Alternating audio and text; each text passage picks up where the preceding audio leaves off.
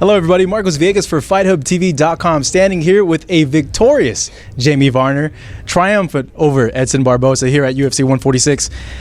Looking at this and looking at the situation building up to your fight, I kind of akin it to like you just had your Rocky moment and just everything that you've been through. I equate it to that story of that character of Rocky. How do you feel right now?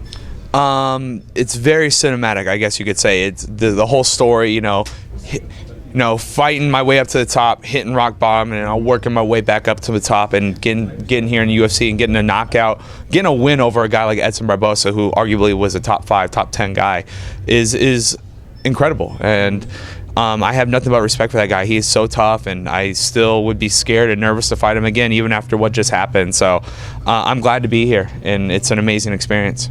You mentioned that you were scared and nervous. You don't really hear a lot of fighters admitting that they're scared and nervous when fighting an opponent. Expand on that to me.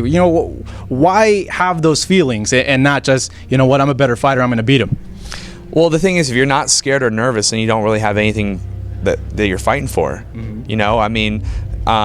Without those nerves, you have nothing to lose. So having those nerves and having that fear is what tests you, and laying it out on the line. You only get one opportunity in that octagon. You slip, you mess up, you make one mistake, it's all over. The fight's over, and that's the difference between half your money. Going home with your full purse or half your purse. So it's they're all scared. Maybe they just have different ways of expressing it. But everybody's gonna have fear. Everybody's gonna have nervous. Mike Tyson. Even in his glory day, he was nervous. He was scared. But it would all go away once he stepped in the ring. So does it all go away with you once you step in the cage? It just took me getting leg kicked about 4 times to finally be like, all right, this son of a bitch hurt me. This leg kick sucks. It's time for him to start eating some glove. Mm-hmm. Talk to me about the leg. How's it going right now? And how would you compare his power to all the other people you faced in your career?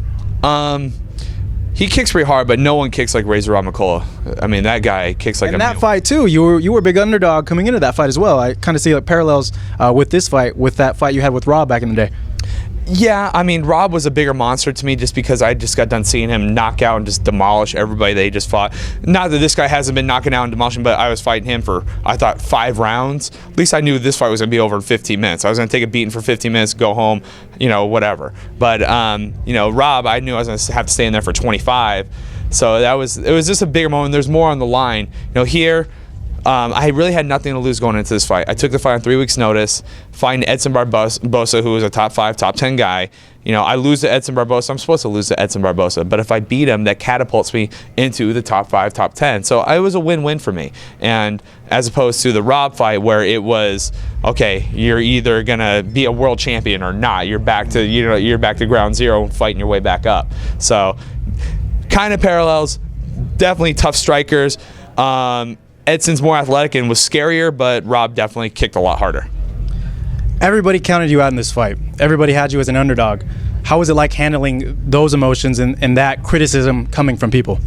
It's so funny. I've said this several times. To listen to criticism or to listen to praise is a weakness.